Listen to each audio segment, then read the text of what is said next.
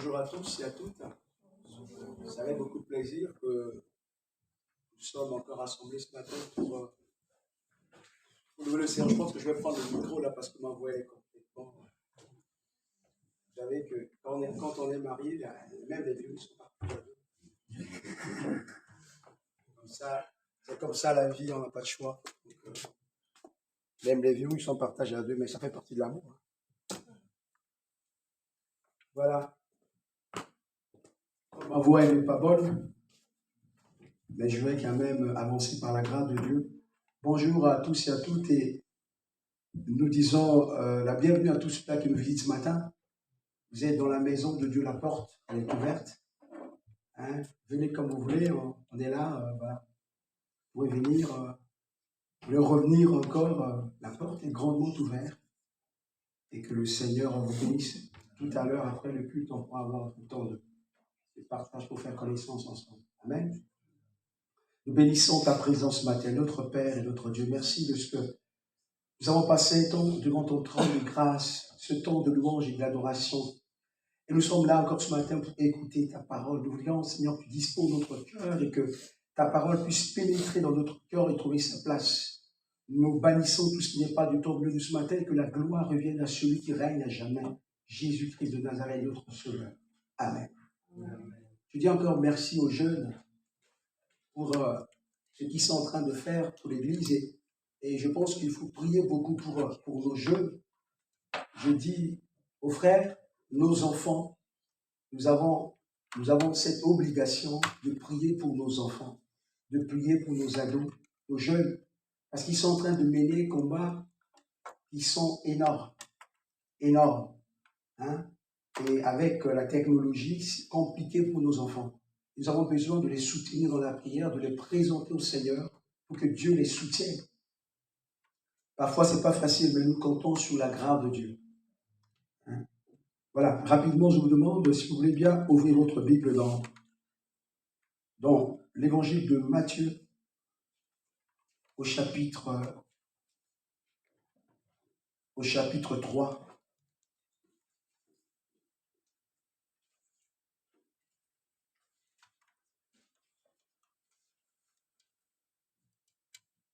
On parle ici d'un homme qui s'appelait Jean-Baptiste. Vous savez, cet homme, c'est pour cela que je dis priez pour vos enfants. Parce que cet homme qu'on va partager sur lui ce matin, c'est un homme qui, la maman était stérile. La maman n'avait pas d'enfant. La maman et son père, qui s'appelait Zacharie, c'était un sacrificateur. Il servit dans le temple. Il demandait à Dieu de leur donner un enfant. Et l'enfant ne venait pas. L'enfant ne venait pas. L'enfant même tardait à venir.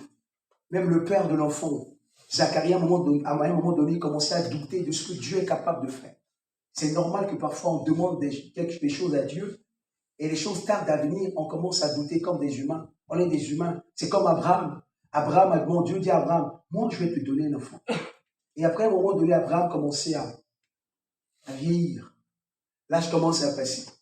Il commence à amortir en quelque sorte. Hein? Comme on dit en portugais, desfalecer. C'est-à-dire qu'il est en train de tuer, en train de perdre le corps, en train de... Hein? Comme je dis toujours, on est là, quand on a 20 ans, 25 ans, quand on parlait, quand on parlait que quelqu'un a 40 ans, je tremblais. Et maintenant, moi-même, j'ai 40 ans. Je dis, ah ouais, c'est ça. Moi, je ne savais pas. Quand on dit, ah, il a 40 ans, il a 41 ans. Ouais. Et maintenant, j'ai arrivé à l'âge, je dis, ah oui, c'est vrai. C'est comme ça la vie. Hein? Voilà. Donc, cet homme qui s'appelle Abraham, à un moment donné, il voit la promesse là. Et tu vas me donner un enfant. L'enfant ne vient pas. L'enfant ne vient pas. Et à un moment donné, Abraham va dire à Dieu, Dieu dit, mais c'est comme je dis à Abraham, mais je t'ai dit, laisse-moi tranquille et crois seulement. Vous allez voir que Dieu a de lui dit, mais je t'ai dit, tu insistes pourquoi? Moi je t'ai dit Abraham que je vais te donner l'enfant. Reçois cela comme ma promesse et reste tranquille, ça va venir. Ça arrive à tout le monde. Dans notre vie, même étant serviteur de Dieu, il y a le doute. Le doute, ce n'est pas dire qu'on n'a pas la foi, attention. On est des humains.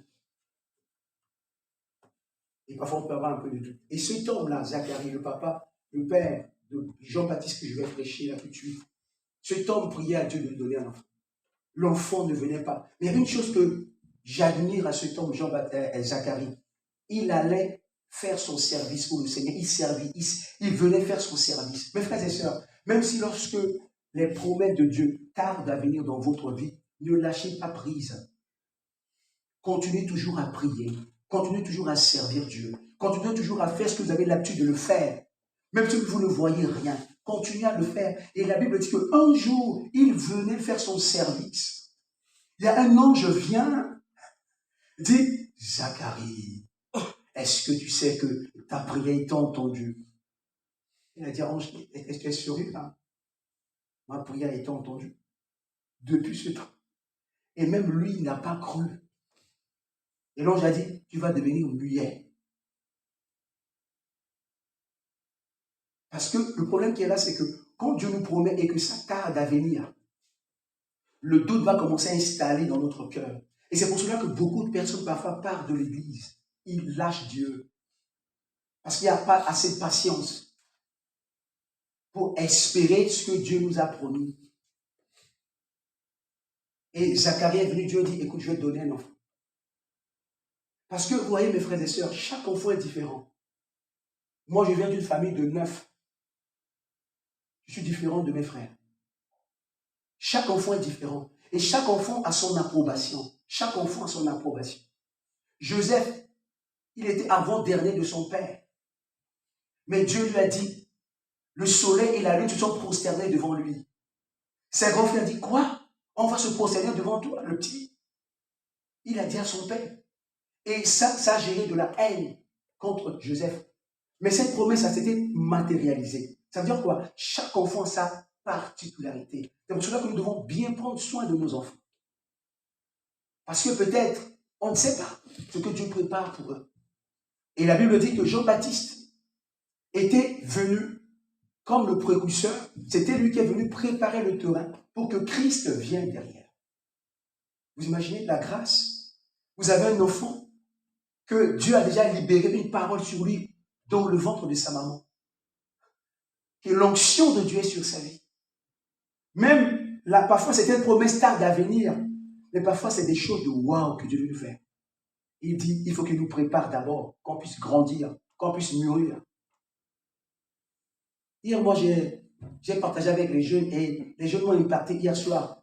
Avec leur analyse, ils m'ont dit des choses, ça m'a beaucoup touché. Que Dieu vous bénisse. Donc, on voit bien là que Jean-Baptiste est né. Et la mission que Dieu a confiée à Jean-Baptiste, c'était de prêcher sur la repentance. La repentance, c'est-à-dire que changement de vie. Changement de vie. Et le principal message de Jean-Baptiste, c'est la repentance, car le royaume des cieux est proche. Il disait que le royaume de Dieu est proche. On va lire rapidement Jean au chapitre 3, verset 1. En ce temps-là, Jean-Baptiste parut dans le désert de Judée et se mit à prêcher, changer le comportement. Changer quoi? Le comportement. Dans ma version ici, changer de comportement.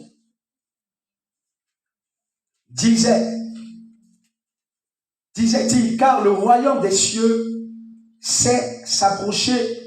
Et Jean est celui dont le prophète Isaïe a parlé lorsqu'il a dit, un homme criait dans le désert. Vous n'avez pas trouvé? Vous avez trouvé? Tout le monde a trouvé? Jean chapitre 3. Matthieu. Matthieu. Oh mon Dieu. Pardonnez-moi ça. Là, je non par hasard. Matthieu chapitre 3. Voilà. Ah, je vous attends alors. Matthieu chapitre 3. Tout le monde est à la page? Voilà, on y va. En ce temps-là, le Jean-Baptiste parut dans le désert de Judée et se mit à prêcher. Changer de comportement. La prédication principale de Jean-Baptiste est basée changer de comportement. En d'autres termes, changer de vie. Jean-Baptiste est venu dans le but, a dit, changez vos comportements et changez de vie. Il disait, car le royaume des cieux s'est approché, et Jean est celui dont le prophète Isaïe a parlé lorsqu'il a dit, un homme criait dans le désert. Vous voyez, même le prophète Isaïe a parlé déjà de lui, avant qu'il vienne. Et moi, je voulais sauter, et on va lire le verset 7 du chapitre 3. Jean vit que beaucoup des pharisiens et des sadducéens venaient à lui pour être baptisés. Il leur dit alors, bande de serpents, qui vous a enseigné à vouloir échapper au jugement de Dieu, qui est proche, montré par des actes que vous avez changé de mentalité. Et ne pensez pas qu'il suffit de dire en vous-même, Abraham est notre ancêtre, car je vous déclare que Dieu peut utiliser les pierres que voici pour en faire des descendants d'Abraham. La hache est déjà prête à couper les arbres. L'arbre à la racine. Tout arbre qui ne produit pas de bons fruits va être coupé et jeté au feu. Amen. La première chose ici, Jean-Baptiste, il va se confronter avec des religieux, c'est-à-dire des pharisiens, des personnes qui sont tellement intelligentes, qui connaissent bien la loi, de Moïse, qui maîtrisent bien le Torah. Mais comme la prédication de Jean-Baptiste est centrée sur le changement du cœur, et les cœurs des pharisiens et les sadducéens étaient touchés par la prédication de Jean-Baptiste, mais il y a quelque chose qu'il va leur dire ici, qui est très important. Il va leur dire que ça ne soit pas seulement par l'apparence. Nous vivons aujourd'hui dans un monde de l'apparence. On est dans un monde de l'apparence. Mais vous savez que Dieu, j'avais dit un jour à mon époux, je dis, tu sais, ce qui est dans le cœur, personne ne le sait. Mais Dieu le sait, comme a dit le serviteur de Dieu, Fabrice. C'est pour cela que, et comme il a dit tout à l'heure, même si il a dit, même s'il est dans le noir, Dieu va lui dire, Fabrice, viens, dans le noir. C'est-à-dire que dans le cœur de l'homme, je ne peux pas voir le cœur de tout le monde ici, je ne peux pas, mais Dieu voit notre cœur. Et ce qui est dedans, Dieu voit. Et là, Jean-Baptiste leur dit, il va utiliser des termes très durs pour leur dire. Il dit ici, bande de serpents. Il dit bande de serpents. Et il dit ici, qui vous a enseigné à vouloir échapper au jugement de Dieu. Il a dit que ça ne soit pas seulement une apparence devant les gens, mais moi je souhaite, étant que envoyé de Dieu, que ce démarche-là, vous amène à être changé réellement, à être transformé réellement en profondeur. Que ça ne soit pas seulement au bout de lèvres et que à l'intérieur de vous, on ne voit pas ça. Et il dit que non, il faut que à l'intérieur de vous, vous soyez transformés, changés. Et c'est pour cela qu'il va utiliser ce terme, race de vipères. Dans d'autres termes, c'est dur ce qu'il est en train de dire ici. C'est dur, mais parfois la vérité elle est dure, parfois il va falloir le dire. Il n'y a pas de choix. La première chose, il a dit, race de vipères. Et verset 8 a dit, montrez par cet acte que vous venez faire. Vous savez, étant que pasteur, et parfois vous écoutez certaines choses, vous pleurez. Vous savez, être pasteur, ça ne vient pas que on ne devient pas pasteur parce qu'on veut être pasteur, parce qu'on a dormi la nuit, on est réveillé, et on prend la Bible, on dit qu'on devient pasteur. Le pasteur, c'est une vocation. C'est une vocation. Et quand tu ne l'as pas, tu ne l'as pas. Et quand tu as cette vocation, ta vocation n'est pas centrée d'abord sur les choses, mais sur le bien-être des gens. Le bien-être spirituel. Le désir de ton cœur est qu'un jour, ces personnes tu les vois rentrer dans le ciel. Le grand désir d'un pasteur, c'est que toutes ces personnes qui rentrent dans l'église, qu'un jour, il les trouve là-bas dans le ciel. C'est pour cela que Jésus va faire cette prière-là. Donc, quand vous allez lire Jean au chapitre 17, Jésus va faire cette prière-là, dit, Seigneur, tout ce que tu m'as donné, je les ai gardés en toi. Tout ce que tu m'as donné, c'est-à-dire que tous ceux qui sont venus en moi, je les ai gardés en toi, je les ai protégés en toi. Mais moi, je ne serai plus là avec eux, mais je te demande de les garder, de les protéger en toi. Et là, il va dire, seulement, il va dire, c'est comme s'il est en train de faire son rapport. Il est en train de faire un rapport, en fait. À son père, il dit, écoute, ma mission, je l'ai achevée, mais il y a quelque chose qui s'est passé. Il y a seulement une au milieu de ceux que tu m'as donné que je l'ai perdu. Il s'appelle Judas Iscariote, parce qu'il a fait son propre choix. Vous imaginez ce que Jésus a fait? Il a fait cette prière. Donc le pasteur est celui-là qui aime les gens, qui veut le mieux des gens, qui veut que la vie des gens change, qui veut que les gens vivent bien. Quand il reçoit des gens à l'église, que les gens sont en train de sourire, il est heureux dans son âme. Mais lorsqu'il voit les gens sont en train de pleurer, en train de souffrir, ça lui fait mal. Il y a des moments où je reçois des gens au téléphone qui me parlent, moi je pleure. Parce que ça me dépasse en fait. Je me mets à la place de la personne, je dis, mais comment elle peut endosser des choses comme ça? Comment elle peut supporter les choses comme ça? Et je dis, Seigneur, aide-la. Un jour, là, on était avec mon épouse et il y a une amie au Brésil qui m'a appelé. Au Brésil, m'a appelé au téléphone, dit que, Pasteur Bertrand, je vais mourir. Je vais mourir. Mais je commençais à trembler. Son papa, c'est un pasteur. Et elle a dit, elle veut mourir. Parce qu'elle était dans une dépression et elle dit qu'elle écoutait des voix. Et j'ai dit à mon époux, j'ai dit, on n'a pas le choix là, il faut qu'on fasse quelque chose. On a pris le temps de prier pour elle. On a parlé avec elle. On était là pour elle. Et aujourd'hui, ça va mieux. Ça va mieux par la grâce. Et c'est ça le cœur d'un pasteur. Et le Jean-Baptiste, il ne voulait pas que ce qu'il est en train de donner, ça ne soit pas foulé aux pieds. Il voulait que ce qu'il est en train de donner, que ça puisse marquer la vie de ceux-là qui l'entendent. Et c'est la raison pour laquelle il va dire, il faut que ça ne soit pas seulement une apparence devant les gens que vous avez, vous prenez ce engagement de vous donner votre vie à Dieu et qu'après vous revenez faire la même chose. Non. Vous avez décidé de prendre cet engagement. C'est comme le mariage. Quand vous avez dit oui à votre mari, à votre femme, c'est fini. Et c'est ce que je dis toujours. Même si vous n'avez pas des enfants, vous allez divorcer pour ça? Non. Non. Parce que vous êtes marié avec votre femme. Vous devez être fidèle avec votre épouse.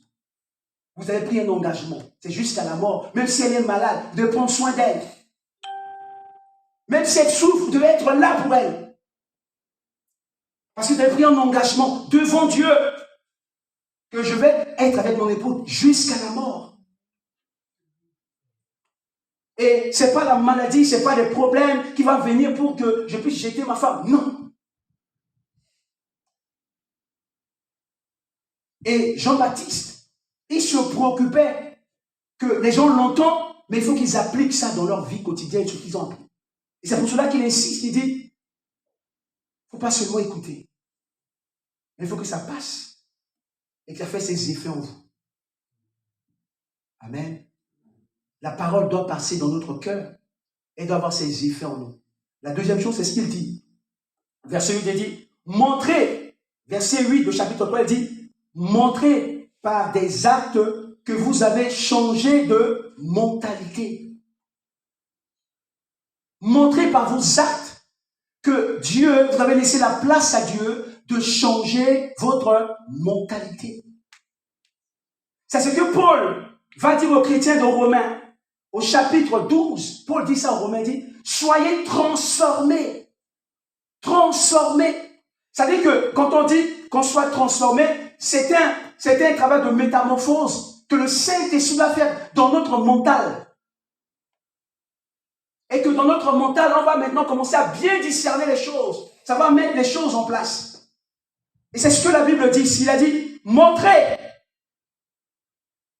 par des actes que vous avez changé de mentalité. Et ne pensez pas qu'il suffit de dire en vous-même, nous avons notre père Abraham. Non, vous savez, ton enfant ne peut pas être chrétien. L'enfant, quand il va grandir, il va faire son propre choix. Si on est chrétien, nos enfants ne deviennent pas chrétiens tout de suite. Hein. Non. C'est à nous, les parents, de leur donner la saveur de l'amour de Dieu. C'est-à-dire de les amener à l'église comme ils sont là. Ils vont écouter les chants. Ils vont écouter la prédication. Dieu va parler à leur cœur. Dieu va toucher à leur cœur. Ils vont grandir dans cet amour. Quand vous allez leur parler de Dieu, ils vont dire, oui, papa, je connais. Je me souviens de la sœur, elle a dit, à chaque fois quand elle passe à côté de l'église avec ses enfants, il dira à leur maman, c'est l'église, maman. C'est l'église. Des petits enfants comme ça de, combien? 3 ans.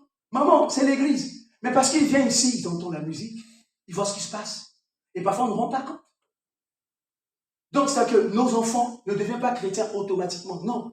Nos enfants vont grandir. Après, ils vont faire leur expérience personnelle avec Dieu. Mais notre devoir, étant que parents, c'est de les amener avec nous.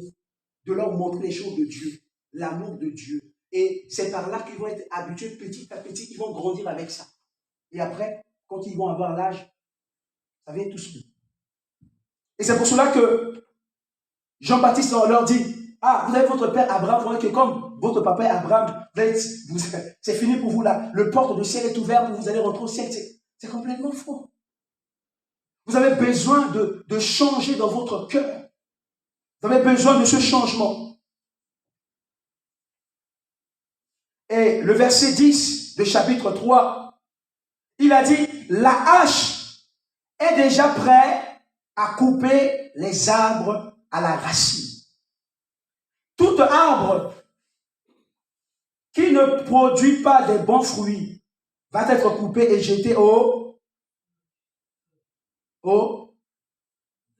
feu. Mais pourquoi il parle des arbres ici? Tout à l'heure, le serviteur de nous parle des arbres. Il a dit les arbres sèchent, après ça. Les scènes numéro vient et puis il prend de... Regarde, c'est vert là, c'est très beau à voir. Mais pourquoi la Bible nous comparait avec les arbres? Parfois. Vous savez, les dons de l'esprit, c'est Dieu qui nous le donne. Mais le fruit que Dieu nous demande, c'est à nous. Et comment on va porter ces fruits? C'est là que nous entendons la parole de Dieu. Et que nous laissons la parole, à travers du Saint-Esprit, travailler dans notre cœur.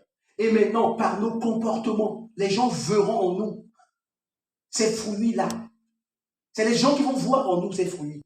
C'est à nous, c'est pas Dieu, c'est à nous de demander à Dieu par l'aide du Saint-Esprit. Je me souviens quand je me suis converti au début, quand je me suis converti. Et je parlais tellement dur. Et qu'une sœur a dit, mais Bertrand, tu m'as tellement blessé quand tu as parlé comme ça. Quand je suis rentré à la maison, j'ai commencé à pleurer. Je dis, Seigneur, cette nature, tu m'enlèves ça. Cette nature qui est en moi, là, qui fait pleurer les autres, enlève-moi ça. Si tu m'as sauvé, je veux que cette nature, tu m'enlèves. J'ai pris le temps de prier pour que Dieu m'enlève ça. Et quand je veux maintenant parler aux gens, je dois les respecter. Je dois les considérer. Je ne parle pas aux gens comme ça. Parce que c'est le fruit que moi, je dois montrer aux gens. C'est pas à Dieu, c'est à moi maintenant. C'est un travail que je dois faire au-dedans de moi. C'est pour cela que Jean, en train de leur dire, vous devez montrer que réellement vous avez changé. Que réellement vous êtes transformé à l'intérieur de vous-même. C'est pour cela que mes frères et sœurs, vous savez, c'est très difficile de parler de Dieu. Mais de la vivre, c'est autre chose. On parle de Dieu, mais de la vivre. On la vit dans notre société. Et les gens qui nous entourent, ils vont nous voir. Ils vont nous observer. Dans notre comportement, dans notre langage, dans notre manière de vivre, dans le milieu qu'on se trouve, les gens voient ça en nous. Et que réellement, nous sommes changés. Et réellement, nous sommes différents d'eux. Parce qu'il y a quelque chose qui est en nous. Et c'est ce que Jean-Baptiste, il attendait aux pharisiens et aux sadducéens. Je veux parler des pharisiens. Les pharisiens, écoutez les pharisiens. Les pharisiens affichaient un grand respect pour la loi. Pour la loi.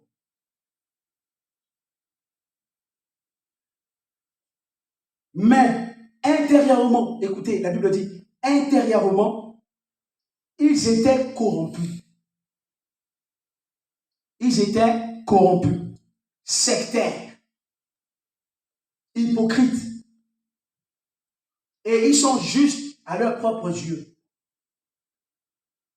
Vous vous souvenez de ce garçon que Jésus avait guéri et que les pharisiens lui ont dit, mais toi, tu es né dans le péché. Et c'est ce qu'ils ont dit à ce jeune garçon. Mais nous sommes des fils d'Abraham. On est né dans la pureté, mais toi, tu es né dans le péché. C'est les pharisiens. Et ici, les pharisiens, c'est ça. C'est des hypocrites, des sectaires. Ils respectent la loi à la lettre. Ça ne sert à rien de lire la Bible et de ne pas laisser la Bible pénétrer dans ton cœur. Non. C'est pas vrai de dire que je suis chrétien et on ne voit pas quelque chose de Dieu en toi. Non. Si tu es vraiment enfant de Dieu, il faut qu'il y a quelque chose que les gens doivent voir. Il y a une différence. On ne peut pas être chrétien et qu'on ne voit rien de Dieu en nous. Non. On doit porter des fruits. Les gens doivent voir ça. Et c'est ça le comportement des pharisiens. Sectaires, hypocrites, et ils sont juste, vous connaissez bien l'histoire de la femme qui a été prise en flagrant délit. Pour eux, ils voulaient qu'on puisse jeter la pierre. Ça, c'est la loi de Moïse. Elle a péché, elle doit mourir. Mais la grâce était là. Jésus était là. Il a dit seulement, celui qui n'a jamais péché, je lui demande de prendre la première pierre et qu'il lance à cette femme. Oh! Il y avait des anciens de 60 ans qui étaient là, ils savaient qu'ils avaient des péchés, que même ils savaient déjà. Donc, chacun commençait à se déplacer. Tout le monde commençait à dire, ah, moi, je ne peux même pas prendre la pierre parce que je connais ma vie. Je pars tranquille. Et quand Jésus a fait cela, il a baissé la tête, il commençait à ramasser les pierres. Et quand il soulève sa tête, il n'y a plus personne. Il a dit, ils ne sont plus là. Moi, je ne te juge pas. Mais va et ne pêche plus. Parce que tout le monde était touché dans sa conscience. Tout le monde était touché dans sa conscience. Que ce que Jésus disait, c'était vrai. Que personne n'était propre. Personne n'était juste. À l'apparence, oui, mais à l'intérieur de là-bas, ils le savent. Ça, c'est le caractère des pharisiens. Donc, Jean-Baptiste est en train de leur dire ici, il doit changer radicalement. Et vous allez voir aussi, quand on parle des Sadducéens, les Sadducéens, amen,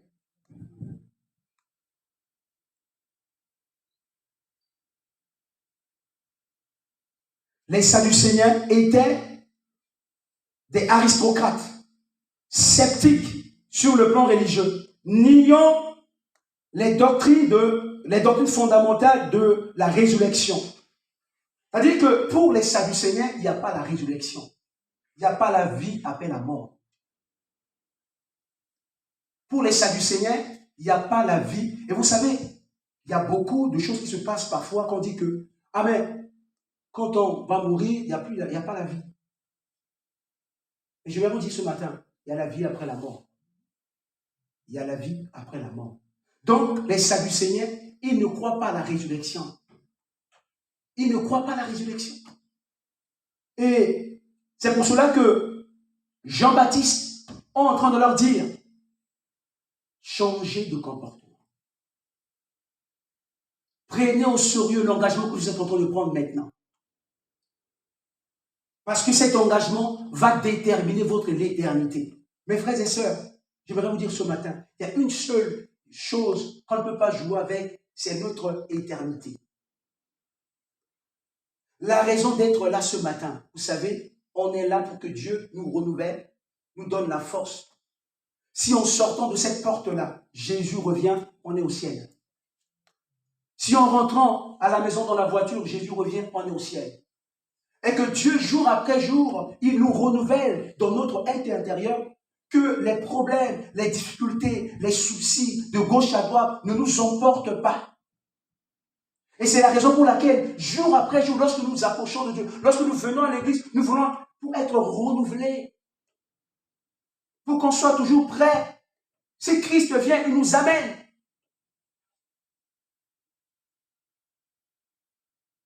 C'est le but principal de l'église.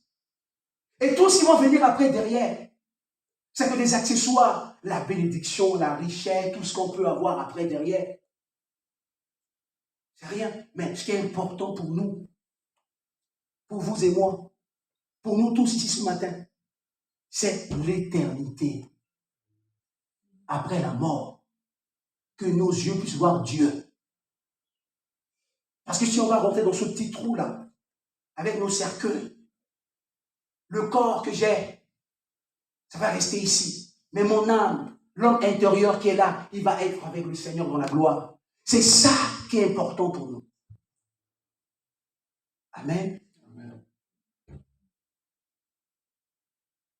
C'est pour cela que ce matin, mes frères et sœurs, Dieu nous demande de porter des fruits. Faisons l'effort dans notre marche chrétienne. Prions ce matin. Demandez à Dieu dans notre vie, qu'est-ce qu'on n'a pas encore?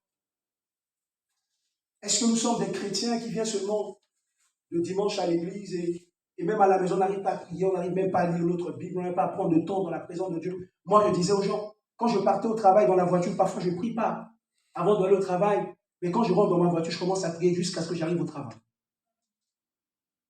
Tu peux être dans le train, tu mets ta musique, tu es en train de prier. Tu n'as pas besoin de prier, de crier. Ah non, tu pries. Est-ce que vous savez que vous pouvez prier sans parler?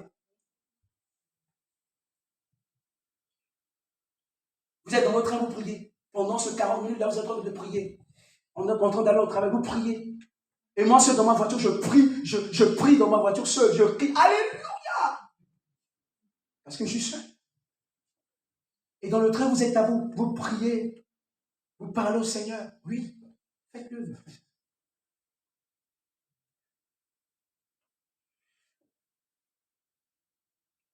Et verset 11, le chapitre 3, il dit, moi je vous baptise avec de l'eau pour montrer que vous changez le comportement. Il est 2 fois. Pour montrer que vous faites quoi? Vous changez de comportement. Même quand quelqu'un est en prison, vous savez, il y a parfois, on va aménager les prisons pour certains prisonniers à cause de leur comportement. Vous le savez, non? On va aménager pour leur comportement parce que, mais cette fois-ci, il est venu en prison, il a appris quand même qu'il y a des choses qu'on ne doit pas faire. Quand on est dehors, on doit bien se comporter, on ne doit pas taper les autres, on ne doit pas faire ceci. Mais là, il a beaucoup appris, je pense qu'on va aménager ça. On va lui aménager, comme c'est 1 an, il va faire 6 mois, il va sortir. Et mes frères et sœurs, et nous, étant qu'enfants de Dieu, avons besoin de changement, besoin d'être changés. Et la personne qui change, ce n'est pas nous-mêmes, mais ça se fait par l'aide du Saint-Esprit. C'est pour cela qu'on va lire ce verset. Jean va dire, moi, je vous baptise avec de l'eau pour montrer que vous changez de comportement. Mais celui qui vient après moi, il parle de Jésus. Mais celui qui vient après moi, c'est pour cela que quand je vais finir ici aujourd'hui, je vais prier pour Yasmine et Ryan. Je veux que le feu de Dieu descende sur vous. Le baptême du Saint-Esprit. Le baptême dans le Saint-Esprit, ça va vous donner la force d'avancer. Le baptême dans le Saint-Esprit est très important. Est très important. Et Jean-Baptiste dit quoi? Je vous baptise d'eau. Je vous baptise avec de l'eau pour vous montrer que vous changez de comportement. Mais celui qui vient après moi vous baptisera avec le quoi? Avec quoi? Je vais écouter. Oh ma belle, c'est avec le feu. Et il dit que voilà, c'est bien, tu participes. Voilà, on dit que celui qui va venir changer de comportement. Mais celui qui vient après moi vous baptisera avec le Saint-Esprit et avec le feu. Hein, avec le Saint-Esprit et le feu, ça va brûler à l'intérieur. Ça va brûler. Quand le Saint-Esprit descend dans ta vie est changée complètement. Il transforme ta vie. Quand tu es baptisé dans le Saint-Esprit, ta vie est transformée. Le Saint-Esprit va impacter ta vie. Il va impacter même ta marche chrétienne. Tu vas voir différent. C'est pour cela que ce matin, on va prier pour le Saint-Esprit aussi. Tu dis, Seigneur, j'ai besoin de ton esprit. Et Jean-Baptiste dit que voilà, Jésus va baptiser du feu et du Saint-Esprit. Et il va dire, moi je vais m'arrêter là parce que je ne veux pas continuer, parce que cette partie, je ne touche pas. Mais Jean-Baptiste a dit, lui, il est venu baptiser d'eau. Mais après lui, il y a quelqu'un qui va venir, il parle de Jésus. Il va nous baptiser du feu et du Saint-Esprit. C'est-à-dire que là, ce matin, si tu es baptisé et que tu n'as pas encore reçu le Saint-Esprit, il va falloir demander. Il va falloir prier Dieu. Il va falloir réclamer. Dis, Seigneur, je ne vais pas te servir comme ça. J'ai besoin que tu puisses me baptiser du Saint-Esprit. Amen. Et quand tu es baptisé du Saint-Esprit, ta vie chrétienne va prendre la hauteur. Tu vas vivre quelque chose d'extraordinaire avec le Seigneur. Et ce matin, j'aimerais qu'on s'arrête là. Mais vous devez savoir que la mission que Dieu avait confiée à Jean-Baptiste, c'est la repentance, le changement de comportement. La vie chrétienne, c'est le changement de comportement. Et il a dit à ces religieux qu'ils doivent changer leur comportement.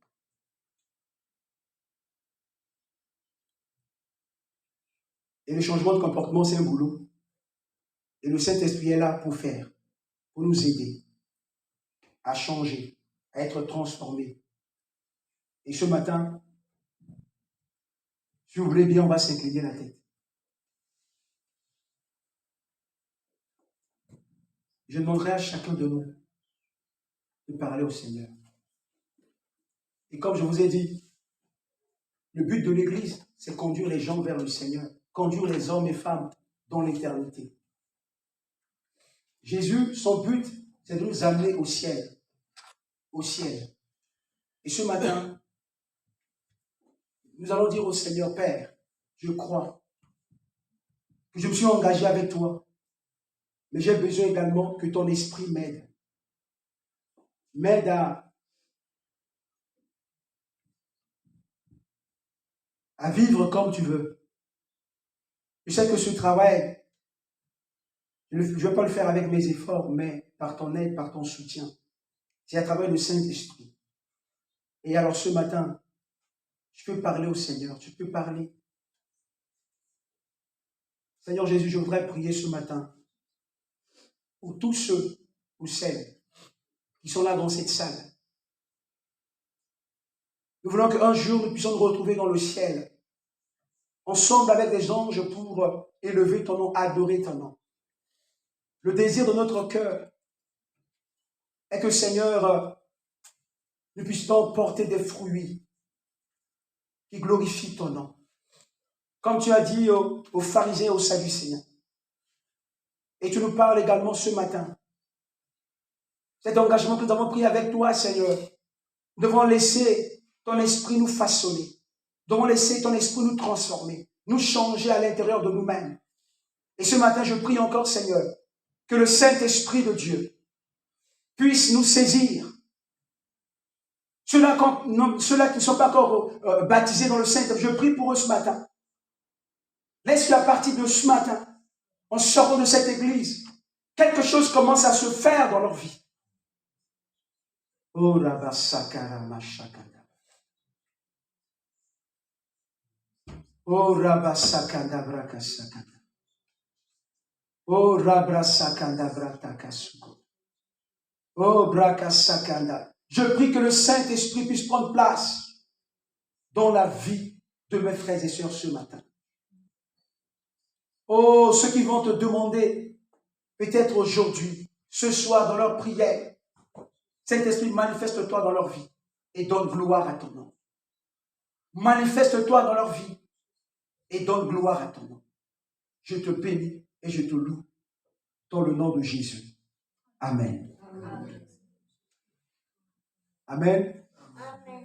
Je vais tout à l'heure passer le micro à nos visiteurs qui nous voient. Oui. Tu veux parler? Ah. Tout à l'heure, je vais passer le micro à nos visiteurs, mais je vais enlever ça. Parce que moi, je ne veux pas que vous soyez contents. Donc, je vais passer pour le micro, vous allez vous présenter. Nous sommes l'église évangélique, source de vie de Belleville-en-Beaujolais. Je suis le pasteur. Tu peux venir, ma chérie. Tu as mal. Voilà, c'est mon épouse. Et avec Fabrice. Fabrice, tu peux venir aussi.